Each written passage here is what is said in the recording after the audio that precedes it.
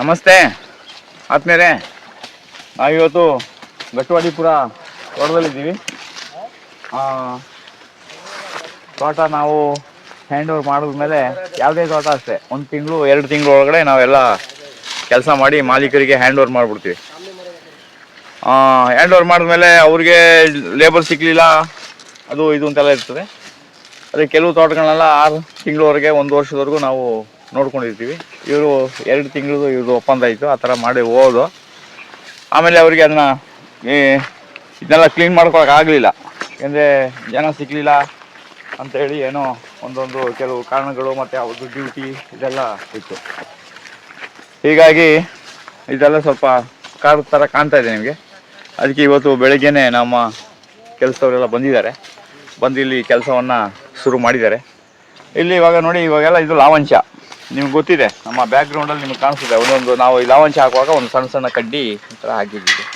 ಇದು ನೋಡಿ, ಇವಾಗ ಇದು ಚರಂಡಿ, ಇದೆಲ್ಲ ಕ್ಲೀನಾಗಿ ಕಾಣಬೇಕು. ಎಲ್ಲ ಚರಂಡಿ ಎಲ್ಲ ಮುಚ್ಕೊಂಡಿದೆ ನೋಡಿ. ಈಗ ಮುಚ್ಕೊಂಡಿರೋದು ನಾವು ಈಗೆಲ್ಲ ಮಾಡಬೇಕು.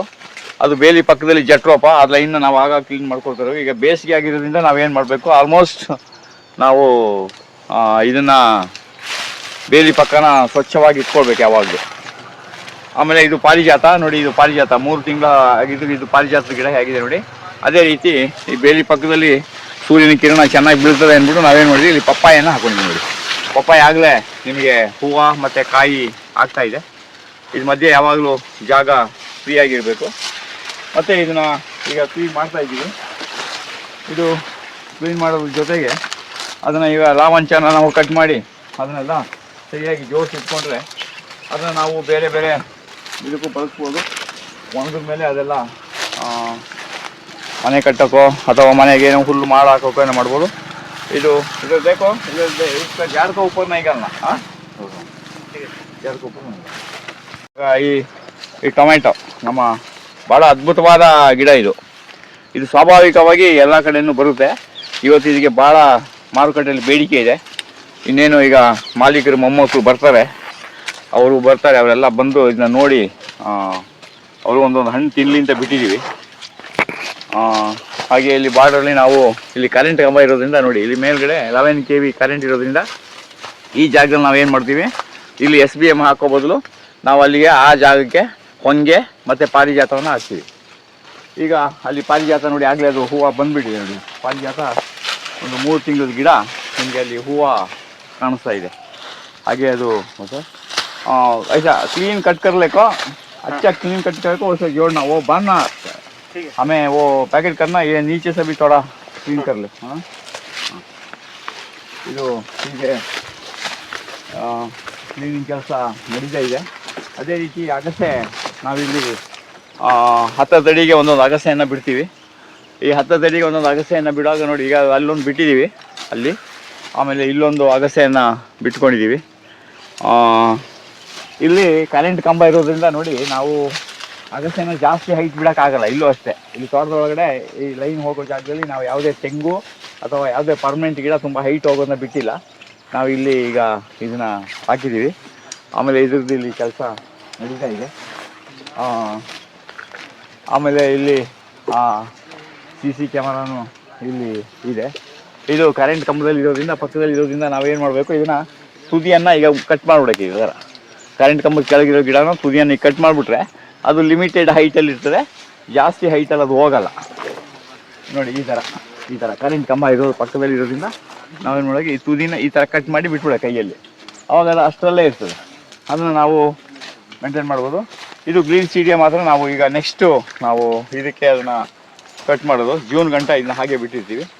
ಹಾಗೆ ಇದು ಅಗಸೆದು ಕೆಲಸ ಇಲ್ಲಿ ನಡ್ಕೊಂಡು ಹೋಗ್ತಾ ಇದೆ. ಈಗೆಲ್ಲ ಅಲ್ಲಿ ಕಟ್ ಮಾಡ್ಕೊಂಡು ಬರ್ತಾ ಇದ್ದಾರೆ.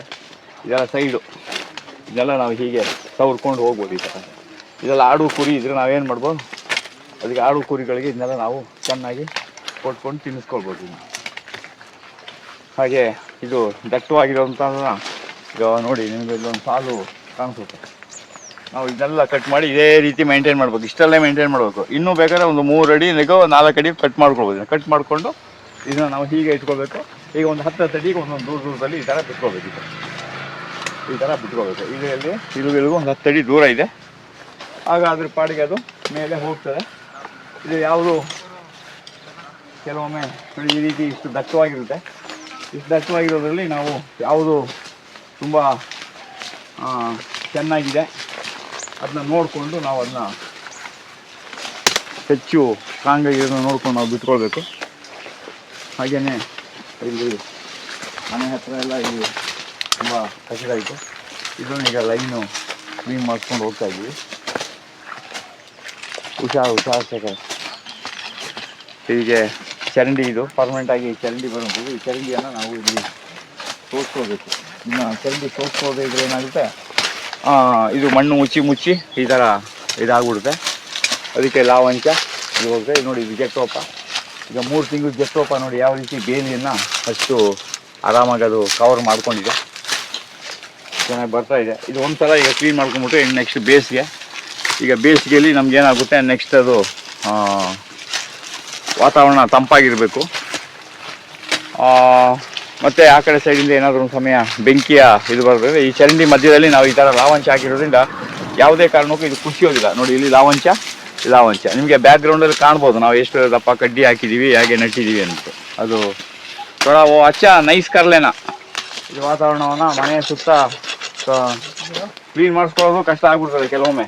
ಅದಕ್ಕೆ ಹೇಳೋದು ಒಬ್ಬರು ಲೇಬರ್ನ ಸ್ವಲ್ಪ ದಿನ ಇಟ್ಕೊಳ್ಬೇಕು. ಒಂದು 3 ತಿಂಗಳು 4 ತಿಂಗಳವರೆಗೆ ಲೇಬರ್ನ ಮೇಂಟೈನ್ ಮಾಡಿದ್ರೆ ಆಗ ಅವ್ರು ಎದ್ದು ಸ್ವಲ್ಪ ತಾಟಾಗಿ ಕೆಲಸ ಎಲ್ಲ ಬೆಳಿಗ್ಗೆ ಸಾಯಂಕಾಲ ಸ್ವಲ್ಪ ಮಾಡ್ತಾರೆ. ಹಾಗೆ ಇಲ್ಲೆಲ್ಲ ಈಗ ಹುಡುಗರೆಲ್ಲ ಹಾಗೆ ಇಲ್ಲಿ ಹಾಗೆ ಇದನ್ನೆಲ್ಲ ಇಲ್ಲಿ ಇಟ್ಕೊಂಡಿದ್ದೀವಿ. ಆಮೇಲೆ ಇಲ್ಲಿ ದೇವಮೂಲೆಯಲ್ಲಿ ನೋಡಿ ಅರಳಿ ಗಿಡ ಭಾಳ ಅದ್ಭುತವಾಗಿ ಬಂದಿದೆ. ನೋಡಿ ಅರಳಿ ಮರ ಎಷ್ಟು ಒಂದು ಅದ್ಭುತವಾಗಿ ಬಂದಿದೆ ನೋಡಿ. 3 ತಿಂಗಳು ಗಿಡ ಇದು. ನಡುವಾಗ ನಿಮಗೆ ಗೊತ್ತಿದೆ ಇಷ್ಟು ಉದ್ದ ಇತ್ತು, ಇವಾಗ ಇಲ್ಲಿ ಬಂದಿದೆ. ಹಾಗೆ ಅದೆಲ್ಲ ಬೇಲಿ ಪಕ್ಕದಲ್ಲೆಲ್ಲ ಅದನ್ನ ಕ್ಲೀನ್ ಮಾಡೋದು. ಅದ್ರ ಪಕ್ಕದಲ್ಲಿ ನಾವು ಏನು ಮಾಡಿದ್ದೀವಿ, ಇಲ್ಲಿ ನೋಡಿ ಇಲ್ಲಿ ಇದು ಯಾವುದು ಅಂಟ್ವಾಳ. ಇದು ಅರಳಿ ಮರ ಯಾವುದೇ ಸಮಸ್ಯೆ ಆಗೋದಿಲ್ಲ. ನೋಡಿ ಆ ಕಡೆ ಸೈಡ್ ರೋಡ್ ಇದೆ, ಆ ಕಡೆ ಸೈಡು ಬೇರೆ ದೂರದಲ್ಲಿ ಪಕ್ಕ ತೋಟ ಇದೆ. ಮತ್ತು ಇದು ಇರೋದ್ರಿಂದ ಈ ಅರಳಿ ಮರ ತುಂಬ ಚೆನ್ನಾಗಿ ಬರುತ್ತದೆ. ಹಾಗೆ ಇದು ಮಹಾಗನಿ ಪಕ್ಕದಲ್ಲಿ ಇಲ್ಲಿ ಬೇವು ಪಕ್ಕದಲ್ಲಿ ನಮ್ಮ ಬಾಗೆ. ಹಾಗೆ ಇಲ್ಲೆಲ್ಲ ಲೆಮನ್ ಗ್ರಾಸ್ ಹಾಕ್ಕೊಂಡಿದ್ದೀವಿ. ಇದೆಲ್ಲ ಒಂದು ಕ್ಲೀನಾಗಿ ಬರ್ತದೆ. ಮನೆ ಪಕ್ಕದಲ್ಲಿ ಒಂದು ಹಲಸಿನ ಮರ ಇರಬೇಕು ಅಂದ್ಬಿಟ್ಟು ಇಲ್ಲೊಂದು ಹಲಸಿನ ಮರವನ್ನು ಹೀಗೆ ಇಲ್ಲಿ ಹಾಕ್ಕೊಂಡಿದ್ದೀವಿ. ಅದೇ ರೀತಿ ಒಂದು ಹಳೆಯದೊಂದು ಹುಣಸೆ ಮರ ಇಲ್ಲಿ ಮೊದಲು ಈ ಜಮೀನಲ್ಲಿದ್ದು ಬೃಹತ್ಕಾರವಾದ ಒಂದು ದೊಡ್ಡ 2-3 ಹುಣಸೆ ಮರ ಇತ್ತಂತೆ. ಅದಕ್ಕೆ ಒಂದು ಹುಣಸೆ ಮರನ ನೆನಪಿಗಾಗಿ ಅವರು ಅಲ್ಲಿ ಬಿಟ್ಕೊಂಡಿದ್ದಾರೆ. ಇದು ಹೀಗೆ ಇಲ್ಲೆಲ್ಲ ಕ್ಲೀನಿಂಗ್ ಕೆಲಸ ನಡೀತಾ ಇದೆ. ಆಮೇಲೆ ಇದು ಬೀಳ್ಸಿದೆಯಾ ನಿಮ್ಗೆ ಗೊತ್ತಿದೆ. ಆಮೇಲೆ ಇದು ಸಂಪಿಗೆ ಏನಪ್ಪ, ಇದು ಸಂಪಿಗೆ ಗಿಡ. ನಿಮ್ಮ ಜಮೀನಲ್ಲಿ ಸಂಪಿಗೆ ಹೂವಾದಾಗ ಕಡಿಮೆ ಅಂತ ಹೇಳಿದ್ರೆ ಒಂದು 500 ಮೀಟರ್ ಸುತ್ತಳತೆಗೆ ಆ ಸಂಪಿಗೆ ಪರಿಮಳ ಬೀಳ್ತದೆ. ಮತ್ತು ಅದರಿಂದ ಅನೇಕ ಕೀಟಗಳು ನಾಶ ಆಗ್ತವೆ. ನಿಮ್ಮ ಜಮೀನಲ್ಲಿ 1-2 ಸಂಪಿಗೆ ಮರ ನೆಟ್ಕೊಳ್ಬೇಕು. ಹಾಗೆ ಅದೇ ರೀತಿ ಇದು ಔದಂಬರದ ಗಿಡ. ಔದಂಬರದ ಹತ್ತಿ ನೋಡಿ 3 ತಿಂಗಳು ಗಿಡ ನೋಡಿ, ನಿಮಗೆ ಆಶ್ಚರ್ಯ ಆಗ್ಬೋದು. ಪ್ರಕೃತಿಗೆ ಅಷ್ಟು ಶಕ್ತಿ ಇದೆ ನೋಡಿ. ಎಷ್ಟು ಗಿಡ ಎಷ್ಟು ಅದ್ಭುತವಾಗಿ ಬಂದಿದೆ, 3 ತಿಂಗಳು ಈ ಥರ ಬಂದಿದೆ. ಮತ್ತು ಮನೆ ಪಕ್ಕದಲ್ಲಿ ಇದು ಭಾಳ ಅದ್ಭುತ. ಆಮೇಲೆ ತುಂಬ ಇದಕ್ಕೊಂದು ಭಾಳ ವೈಜ್ಞಾನಿಕವಾದ ಒಂದು ಹಿನ್ನೆಲೆ ಇದೆ ಈ ಹತ್ತಿ ಮರದಲ್ಲಿ ತುಂಬ ಪಾಸಿಟಿವ್ ಎನರ್ಜಿ ಫ್ಲೋ ಆಗ್ತದೆ. ನಾವು ಹೇಗೆ ಒಂದು ತುಂಬ ನಮಗೆ ಇಷ್ಟವಾದ ವ್ಯಕ್ತಿಯ ಪಕ್ಕದಲ್ಲಿ ಕೂತ್ಕೊಂಡ್ರೆ ಎಷ್ಟು ಮನಸ್ಸಿಗೆ ಸಮಾಧಾನ ಆಗ್ತದೋ, ಅದೇ ರೀತಿ ಕಾಡಿನಲ್ಲಿ ಈ ಔದಂಬರದ ಗಿಡಕ್ಕೆ ಅಷ್ಟೊಂದು ಎನರ್ಜಿ ಇದೆ. ನಮ್ಮ ದತ್ತಾತ್ರೇಯ ಅವರು ಮೆಡಿಟೇಷನ್ ಮಾಡುವಾಗ, ಅವ್ರಿಗೆ ಸಾಕ್ಷಾತ್ಕಾರ ಆಗುವಾಗ ಬೇರೆ ಬೇರೆ ಮರದ ಕೆಳಗೆಲ್ಲ ಹೋಗಿ ಕೂರ್ತಾರೆ. ಅವ್ರಿಗೆ ಅಲ್ಲಿ ಸಾಕ್ಷಾತ್ಕಾರ ಆಗಲ್ಲ. ಈ ಮರದ ಕೆಳಗಡೆ ಬಂದು ಕೂತಾಗಲೇ ಅವ್ರಿಗೆ ಸಾಕ್ಷಾತ್ಕಾರ ಆಗಿದ್ದು. ನಾವು ಬರೀ ಅವ್ರ ಪೂಜೆ ಫೋಟೋ ಇಟ್ಕೊಂಡು ಅವ್ರ ತತ್ವಗಳನ್ನ ಪಾಲನೆ ಮಾಡೋದಲ್ಲ. ಅವ್ರಿಗೆ ಏನೇನು ಲಾಭ ಆಯಿತು ಅದನ್ನು ನಾವು ಪ್ರಕೃತಿಗೆ ಅದನ್ನು ಕೊಡುಗೆಯಾಗಿ ಕೊಡಬೇಕು. ಈ ಮಾತನ್ನು ಕೇಳಿಕೊಂಡು ಪ್ರತಿಯೊಬ್ಬರು ಬರೀ ಕೇವಲ ಫೋಟೋ ಇಟ್ಕೊಂಡು ಪೂಜೆ ಮಾಡೋ ಬದಲು ಅವ್ರು ಏನು ಸಿದ್ಧಾಂತಗಳನ್ನ ಮಾಡ್ತಾರೆ. ನಿಮ್ಮ ಲೈಫಲ್ಲಿ ಒಂದು 10 ನೀವು ಭೂಮಿ ಮೇಲೆ ಹುಟ್ಟಿದ್ದಕ್ಕೆ ಇಷ್ಟು ಕೆಲಸ ಮಾಡಿಯಪ್ಪ ಪ್ರತಿಯೊಬ್ಬರು. ಒಂದು 10 ಅರಳಿ ಮರ, ನಿಮ್ಮದು ಒಂದೊಂದು ಬರ್ತ್ಡೇ ಮಾಡ್ತೀರಲ್ವ, ಆ ಟೈಮಲ್ಲಿ ಕೇಕು ಕಟ್ ಮಾಡಿ ಹಾಳು ಮಾಡೋದಕ್ಕಿಂತ ಒಂದು ನಿಮ್ಮ ಲೈಫಲ್ಲಿ ನಿಮ್ಮ ಕೊನೆ ಉಸಿರಿವರೆಗೂ ನೀವು ಒಂದು ಕೆಲಸ ಮಾಡಿ. ಒಂದು 10 ಅರಳಿ ಮರ ನಡಿ, 10 ಆಲದ ಮರ ನಡಿ, 10 ಹತ್ತಿ ಮರ ನಡಿ, 10 ಹೊಂಗೆ ಮರ, ಒಂದು 10 ಬಿಲ್ಪತ್ರೆ, ಒಂದು 10 ಪಾರಿಜಾತ. ಹೀಗೆ ಒಂದು 10 ಗಿಡ ಅಂತ ಹೇಳಿದ್ರೆ ಒಂದು 10 ವೆರೈಟಿ ಗಿಡಗಳನ್ನ ನಡಿ. ಆದರೆ ಆ ಗಿಡಗಳನ್ನ ಯಾರೂ ಟಿಂಬರ್ಗಾಗಿ ಕಟ್ ಮಾಡೋಂಥ ಮರಗಳು ಆಗಬಾರ್ದು. ಈ 10 ಮರಗಳನ್ನ ನೆಟ್ಟರೆ 10 ವೆರೈಟಿ ಇದೆ. 10 ಮರ ನೆಟ್ಟರೆ 100 ಮರ ನೀವು ನೆಟ್ಟು ಹೋದರೆ ಭೂಮಿಯಲ್ಲಿ ಸ್ವರ್ಗ ನರಕ ಎಲ್ಲ ಇಲ್ಲೇ ಇರೋದು. ಬಟ್ ಏನೋ ನಿಮ್ಗೊಂದು ನಂಬಿಕೆ ಇದೆ ಮುಂದ್ಗಡೆ ಮೇಲ್ಗಡೆ ಸ್ವರ್ಗ ಇದೆ ಅಂತ. ಅಲ್ಲಿ ಹೋಗಿದ ತಕ್ಷಣ ನಿಮಗೆ ಬಾಗಿಲು ಓಪನ್ ಆಗ್ತದೆ. ಅದು ನಿಮ್ಮ ನಂಬಿಕೆ, ಅದು ನಿಮ್ಗೆ ಅನುಕೂಲ ಆಗ್ತದೆ. ನೋಡಿ ಈಗ ನಾವು ಇದನ್ನ ಚಿಕ್ಕ ಗಿಡ ಇದನ್ನ ನೆಡುವಂಥ ಟೈಮಲ್ಲಿ ನಾವು ಇದ್ರ ಪಕ್ಕದಲ್ಲಿ ಒಂದು ಗ್ರೀನ್ಸೀಡೆವನ್ನು ನಟ್ಟಿದ್ದು ನೋಡಿ. ಅದೀಗ ಎಷ್ಟು ಕೊಂಬೆ ಬಂದಿದೆ ಅಂತೇಳಿ. ಇದನ್ನೇನು ಮಾಡಬೇಕು, ನಾವು ಇದನ್ನ ಗ್ರೀನ್ಸೀಡದ ಕೊಂಬೆಗಳನ್ನು ಈ ರೀತಿ ಒಂದು 5 ಅಡಿಗೆ ನಾವು ಕಟ್ ಮಾಡಿ ಬಿಟ್ಬಿಡೋಕೆ. ಈಗ ಈ 5 ಅಡಿಗೆ ಈಗ ನಾವು ಕಟ್ ಮಾಡಿ ಬಿಡಬೇಕು ನೋಡಿ. ಈ ರೀತಿ ನಾವು ಬೇಲಿ ಪಕ್ಕದಲ್ಲಿರೋ ಗಿಡನ ಮತ್ತೆ ನಿಮ್ಗೆ ಒಂದು 5 ಅಡಿಗೆ ಬೇಕು ಅಂದರೆ ಈ ರೀತಿ ಮೇಂಟೈನ್ ಮಾಡಿಬಿಡಬೇಕು. ಈಗ ಈ ಗಿಡ ನಮಗೆ ಈಗ ಒಂದು ಗಿಡನ ನಾವು ಈ ಥರ ಕಟ್ ಮಾಡಿದ್ರೆ ನಮಗೊಂದು 5 kg 10 kg ನಮಗೆ ಸೊಪ್ಪು ಬಂದೇ ಬರ್ತದೆ. ಒಂದು ಗಿಡದಲ್ಲಿ ನಮಗೆ ಒಂದು 5 ರಿಂದ 10 kg ಸೊಪ್ಪು ಬರ್ತದೆ. ಈಗ ನಾವು ಫಸ್ಟ್ ಟೈಮು ಇದರ ಬೀಜಗಳೇ ಬರ್ತದೆ. ಈಗ ಏನಾಗ್ತದೆ ನೋಡಿ, ಒಂದು ಗಿಡದಲ್ಲಿ ನಮಗೆ ಈ ಸಲ ಒಂದು 3 ತಿಂಗಳು ಕಟ್ ಮಾಡೋಕೆ ಒಂದಿಷ್ಟು ಗಿಡ ಇರ್ತದೆ. ಈಗ ನಿಮ್ಗೊಂದು 5 kg ಸೊಪ್ಪಿದೆ. ಇದು ಫಸ್ಟ್ ಟೈಮ್ ಹಾಕಿದ್ರೆ ಒಂದು 5 kg ಸೊಪ್ಪಿದೆ. ಈ 5 kg ಸೊಪ್ಪು ನಿಮ್ಮ ಭೂಮಿಗೆ ಸೇರಿದಾಗ 1 ಲೀಟರ್ 1 kg ಸತ್ತೆ ಭೂಮಿಗೆ ಹಾಕಿದ್ರೆ 120 ಲೀಟರ್ ನೀರನ್ನ ಅಬ್ಸರ್ವ್ ಮಾಡ್ಕೊಳ್ತದೆ. ಆಗ 5 kg ಸೊಪ್ಪಿಗೆ ಎಷ್ಟಾಯಿತು, ನಿಮಗೆ ಒಂದು 620 ಲೀಟರ್ ನೀರನ್ನು ಭೂಮಿಗೆ ಅದು ಸಂಗ್ರಹಿಸ್ತದೆ. ಮತ್ತು ನೈಟ್ರೋಜನ್ ಫಿಕ್ಸೇಷನ್ ತುಂಬ ಒಳ್ಳೆಯದು. ಆಮೇಲೆ ನೀವು ಶಿವಮೊಗ್ಗ, ಉಡುಪಿ, ಕೊಡಗು ಇಂಥ ಮಲೆನಾಡು ಪ್ರದೇಶದಲ್ಲಿರೋ ಏನು ಮಾಡ್ಬೋದು, ಇದನ್ನೇ ನೀವು ನಟ್ಬಿಡ್ಬೋದು. ಅದೇ ನಮ್ಮ ಕರ್ನಾಟಕ ಬೇರೆ ನಮ್ಮ ಬಿಸಿಲಿರೋ ಕಡೆ ಎಲ್ಲ ಆಗೋದಿಲ್ಲ. ನೀವು ಕಡ್ಡಿ ನಡಬೇಕಾದ್ರೆ ಏನು ಮಾಡಬೇಕು, ಈ ರೀತಿ ಫುಲ್ ಸೊಪ್ಪು ತೆಗೆದುಬಿಡ್ಬೇಕು. ಸೊಪ್ಪು ತೆಗೆದುಬಿಟ್ಟು ಆಮೇಲೆ ಈ ಕಡ್ಡಿಯನ್ನು ಕ್ಲೀನಾಗಿ ನಡಬೇಕು, ಅವಾಗ ಆಗ್ತದೆ. ಹೀಗೆ ಸೊಪ್ಪು ಸಮೇತ ನಡಬಾರ್ದು. ಯಾವುದೇ ಒಂದು ಕಾಂಡವನ್ನು ನೆಡುವಾಗ ಈಗ ಸೊಪ್ಪು ಸಮೇತ ನಡಬಾರ್ದು, ತಿಳ್ಕೊಳ್ಳಿ. ಅಂದರೆ ನೀವು ಪ್ಲಾಸ್ಟಿಕ್ ಕವರಲ್ಲಿ ಪ್ಯಾಕೆಟ್ ಮಾಡಿ ನೆಡುವಾಗ ಹಾಗೇನೆ ಸೊಪ್ಪು ಸಮೇತ ನಡ್ಬೋದು. ನೀವು ಬರೀ ಕಾಂಡ ನಡುವಂಥ ಟೈಮಿನಲ್ಲಿ ಇದನ್ನು BSAG ಅಗ್ರಿ ಮಾಡುವಾಗ ಸ್ಟೂಡೆಂಟ್ಗಳಿಗೆ ಹೇಳ್ಕೊಡ್ತಾರೆ.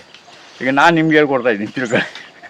ಹಾಗೆ ಇದು ನೋಡಿ, ಇಷ್ಟು ಕಟ್ ಮಾಡಿ ಹಿಂಗೆ ನಟ್ಬಿಡೋಕೆ. ಹಿಂಗೆ ಇದು ಎಲ್ಲಿ ನಡೀತೆ, ಇದು ಉಡುಪಿ, ಶಿವಮೊಗ್ಗ, ಕೊಡಗು. ಯಾಕೆಂದರೆ ಅಲ್ಲಿ ಮಳೆ ಜಾಸ್ತಿ ಇರ್ತದೆ.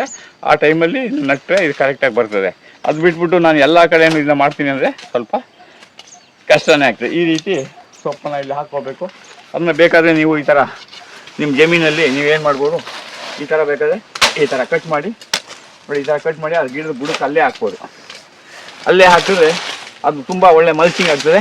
ಆಮೇಲೆ ಅದಕ್ಕೆ ಯಾವುದೇ ನೀರನ್ನ ಇರೋದಿಲ್ಲ. ಹಾಗೆ ನೋಡಿ, ಈಗ ಔದಂಬರದ ಗಿಡ ನಿಮಗೆ ಇಲ್ಲಿ ಕಾಣಿಸ್ತಾ ಇದೆ. ಇದು 3 ತಿಂಗಳ ಗಿಡ ನಡುವಾಗ ಭಾಳ ಸೂಕ್ಷ್ಮವಾಗಿ ಒಂದು ಇಷ್ಟೇ ಎತ್ತರ ಇದ್ದು ಇದು ಈಗ ಬಂದಿದೆ. ಮತ್ತು ಇದ್ರದ್ದು ಕಷಾಯ, ಇದ್ರದ್ದು ಎಲೆಯ ಕಷಾಯ ಭಾಳ ಅದ್ಭುತ. ಒಂದು 4 ಎಲೆ ಕಿತ್ಬಿಟ್ಟು ನೀವು ಅದನ್ನು ಕುದಿಸೋದು ಅಂದರೆ ಒಂದು ಲೋಟ ನೀರಿಗೆ ಕುದಿಸಿದ್ರೆ ಅದು ಅರ್ಧ ಲೋಟ ಆಗಬೇಕು. ಅದನ್ನು ಕುಡಿದ್ರೆ ತುಂಬ ಒಳ್ಳೆಯದು, ದೇಹದಲ್ಲಿ ರೋಗ ನಿರೋಧಕ ಶಕ್ತಿ ಹೆಚ್ಚಾಗ್ತದೆ. ಆಮೇಲೆ ಈ ಹತ್ತಿ ಮರದ ಬಗ್ಗೆ ನೀವು ಮಾತಾಡ್ತಾ ಇದ್ದರೆ ತುಂಬ ವಿಚಾರ ಇದೆ. ಅದು ಶಾರ್ಟಾಗಿ ಹೇಳ್ತೀನಿ, ಮತ್ತು ಪದೇ ಯಾಕೆ ಹೇಳ್ತೀನಿ ಅಂತಂದ್ರೆ ಇದೆಲ್ಲ ಭಾಳ ಅದ್ಭುತವಾದದ್ದು ಭೂಮಿ ಮೇಲೆ. ಆಮೇಲೆ ನೀವೇನು ಮಾಡ್ಬೋದು, ಈ ಗಿಡನ ಈಗಲೂ ಅಷ್ಟೇ ಸೇಟುಗಳು ಅವ್ರ ಮನೆ ಮುಂದ್ಗಡೆ ಒಂದು ಪಾಟಲ್ಲಿ ಹಾಕ್ಕೊಂಡು ಇದು ಮಾಡ್ತಾರೆ. ಆಮೇಲೆ ಈ ಗಿಡವನ್ನು ಒಂದು 5 ನಿಮಿಷ 10 ನಿಮಿಷ ಒಂದು ದೊಡ್ಡ ಮರ ಇದೆ ತಬ್ಕೊಳ್ಬೇಕು. ನೀವು ಆ ಮರನ ತಬ್ಕೊಂಡು ಬರಿಗಾಲಲ್ಲಿ ನಿಂತ್ಕೊಂಡು ಮರನ ತಬ್ಕೊಂಡ್ರೆ ನಮ್ಮ ದೇಹದಲ್ಲಿ ತುಂಬ ಪಾಸಿಟಿವ್ ಎನರ್ಜಿ ಫ್ಲೋ ಆಗ್ತದೆ. ಆಮೇಲೆ ತುಂಬ ಮನಸ್ಸಿಗೆ ಶಾಂತಿ ಆಗ್ತದೆ. ಮತ್ತು ಆ ಮರದ ಕೆಳಗಡೆ ಒಂದು ಅರ್ಧ ಗಂಟೆ 1 ಗಂಟೆ ಕುಳಿತುಕೊಂಡು ಮಕ್ಕಳು ಓದಿದ್ರೆ ಅವರಿಗೆ ಭಾಳ ಒಂದು ಒಳ್ಳೆಯ ಒಂದು ಏಕಾಗ್ರತೆ ಸಿಗ್ತದೆ. ಜೊತೆಗೆ ಈ ಮರದ ಕಾಂಡವನ್ನು ಬೇರು ಅದನ್ನು ಸ್ವಲ್ಪ ಕಟ್ ಮಾಡಿ ಅದಕ್ಕೆ ಅದ್ರದ್ದು ರಸ ತೊಟ್ಟಿಗೋದ್ರೆ ಅದು ಕೆಳಗಡೆ ಪಾತ್ರೆನೋ ಅಥವಾ ಅದಕ್ಕೊಂದು ಕವರೋ ಕಟ್ಟಿಟ್ಕೊಂಡ್ರೆ ಒಂದು ರಾತ್ರಿಗೆ 12 ಲೀಟರ್ ಜ್ಯೂಸನ್ನು ಅದು ಹೊರಗಡೆ ಬಿಡ್ತದೆ ಬೇರಿನ ಮೂಲಕ. ಅದನ್ನ ಕುಡಿದ್ರೆ ನಮ್ಮ ಕಡೆ ನಾವೆಲ್ಲ ಚಿಕ್ಕ ಮಕ್ಕಳಾಗಿದ್ದಾಗ ಊರ ಮೇಲೆ ಮಾರ್ಕೊಂಡು ಬರೋರು ಹತ್ತಿ ಹಾಲು ಅಂತ ಸೈಕಲಲ್ಲಿ.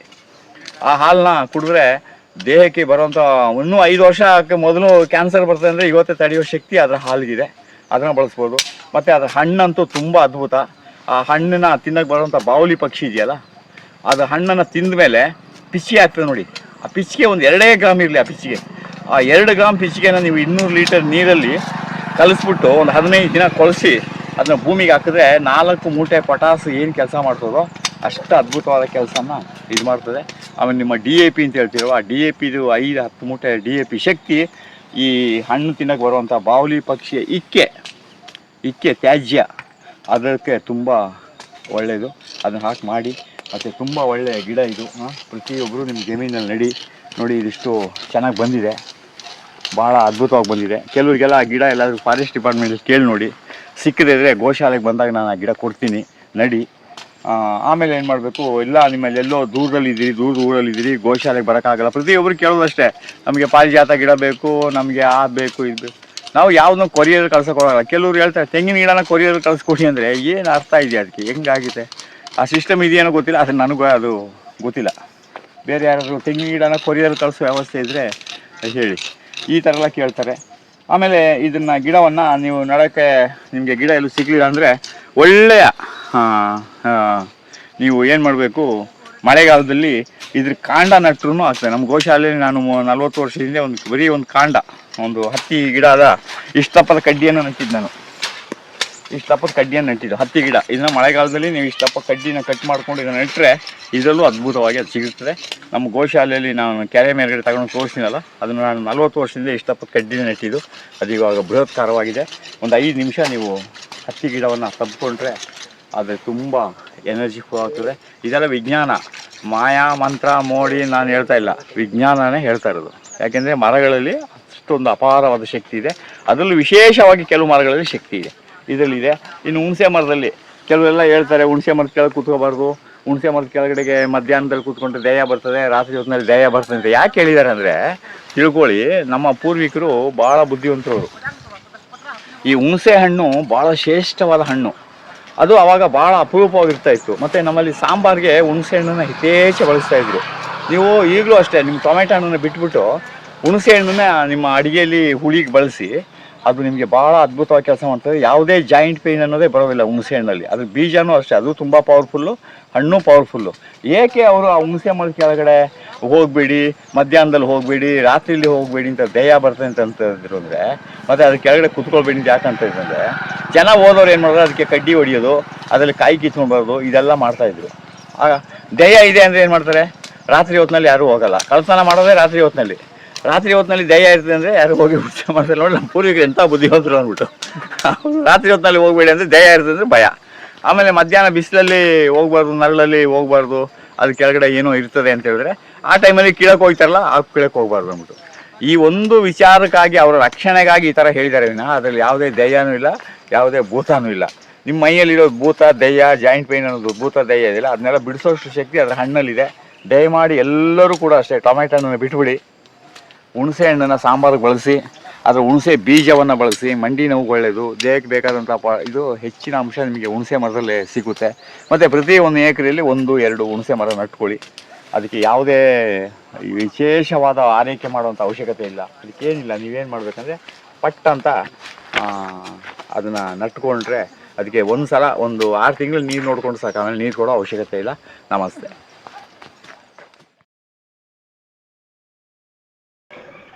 ನಮಸ್ತೆ ಆತ್ಮೀಯರೇ. ಶಾಲಾ ಕಾಲೇಜು ದಿನಗಳಲ್ಲಿ ಓದುವಾಗ ಎಲ್ಲರಿಗೂ ಪರೀಕ್ಷೆ ಎಕ್ಸಾಮ್ನಲ್ಲಿ ಎಲ್ಲ ಭಾಗಿಯಾಗೋ ಒಂದು ಅವಕಾಶ ಇತ್ತು. ಆದರೆ ರೈತರು ಶಾಲಾ ಕಾಲೇಜು ಎಲ್ಲ ಮುಗಿಸಿ, ವಿದ್ಯಾಭ್ಯಾಸ ಮುಗಿಸಿ ಬಂದ ಮೇಲೂ ರೈತರಿಗಾಗಿ ಒಂದು ರಸಪ್ರಶ್ನೆಯ ಸ್ಪರ್ಧಾ ಲಿಖಿತ ಕಾರ್ಯಕ್ರಮ ಒಂದನ್ನು ಸುತ್ತೂರು ಜಾತ್ರೆ ಪ್ರಯುಕ್ತ ಇಟ್ಕೊಂಡಿದ್ದಾರೆ. ಈ ರಸಪ್ರಶ್ನೆ ಸ್ಪರ್ಧೆಗೆ ಆದಷ್ಟು ಜನ ರೈತರು ಭಾಗಿಯಾಗಿ, ಇದು ಲಿಖಿತ ಪರೀಕ್ಷೆ ಇರ್ತದೆ. ಜನವರಿ 6ನೇ ತಾರೀಕು 2026ನೇ ಇಸ್ವಿಯಲ್ಲಿ ನಡೀತದೆ. ಇದು ICAR KVK ಸುತ್ತೂರು ನಲ್ಲಿ ಬೆಳಿಗ್ಗೆ 10:00 ನೀವು ಭಾಗಿಯಾಗಬೇಕು. ಆದಷ್ಟು ರೈತರು ಭಾಗಿಯಾಗಿ. ನೀವು ಗೆಲ್ತಿರೋ ಬಿಡ್ತಿರೋ ಅದು ಬೇರೆ ಪ್ರಶ್ನೆ. ಅದೇ ನಮಗೆ ರೈತರಿಗೆ ಒಂದು ಅವಕಾಶ ಸಿಕ್ಕಿದೆ, ಇದು ರಸಪ್ರಶ್ನೆ ಲಿಖಿತ ಮೂಲಕ ಹಾಜರಾಗೋದು. ದಯಮಾಡಿ ನಾನು ರಿಕ್ವೆಸ್ಟ್ ಮಾಡ್ಕೊಳ್ತಾ ಇದ್ದೀನಿ, ನಾನು ಬರ್ತಾ ಇದ್ದೀನಿ ಇದಕ್ಕೇನು ವಯೋಮಿತಿ ಏನಿಲ್ಲ. ಎಲ್ಲ ರೈತರು ಭಾಗಿಯಾಗ್ಬೋದು, ಮಹಿಳೆಯರು, ಮಕ್ಕಳು, ಹಿರಿಯರು, ವೃದ್ಧರು ಎಲ್ಲರೂ ದಯಮಾಡಿ ಬನ್ನಿ. ಈ ಕಾರ್ಯಕ್ರಮದಲ್ಲಿ ಭಾಗಿಯಾಗಿ. ನಾನು ಬರ್ತಾ ಇದ್ದೀನಿ, ನೀವು ಬನ್ನಿ. ಜನವರಿ 6ನೇ ತಾರೀಕು ಬೆಳಿಗ್ಗೆ 10:00 ಕಾರ್ಯಕ್ರಮ ಸ್ಟಾರ್ಟ್ ಆಗ್ತದೆ. ನಾವೆಲ್ಲ 10 ಗಂಟೆಗೆ ಇರುವ, ಒಂದು ಅರ್ಧ ಗಂಟೆ ಮುಂಚೆ ಬಂದರೆ ನಾವೆಲ್ಲರೂ ಪರಸ್ಪರ ಪರಿಚಯ ಮಾಡಿಕೊಂಡು ಮಾತಾಡ್ಬೋದು. ಆಮೇಲೆ ನಾವೆಲ್ಲರೂ ಈ ರಸಪ್ರಶ್ನೆ ಸ್ಪರ್ಧೆಯಲ್ಲಿ ಭಾಗಿಯಾಗುವ. ಲಿಖಿತ ಮೂಲಕ ಇರ್ತದೆ. ಅದಕ್ಕೆ ಬೇಕಾದಂಥ ಮೂಲಭೂತ ಎಲ್ಲ ಥರದ ನೋಟು, ಬುಕ್ಕು, ಪೆನ್ನು ಎಲ್ಲ ಅವರೇ ಒದಗಿಸುವ ವ್ಯವಸ್ಥೆ ಇರ್ತದೆ. ಖಂಡಿತ ಬನ್ನಿ, ಎಲ್ಲರಿಗೂ ಒಳ್ಳೆಯದಾಗಲಿ. ಅಲ್ಲಿ ಭೇಟಿ ಮಾಡ್ತೀನಿ ನಿಮ್ಮನ್ನು. ನಮಸ್ತೆ, ನಿಮ್ಮ ಪಾಸಿಟಿವ್ ತಮ್ಮಯ್ಯ.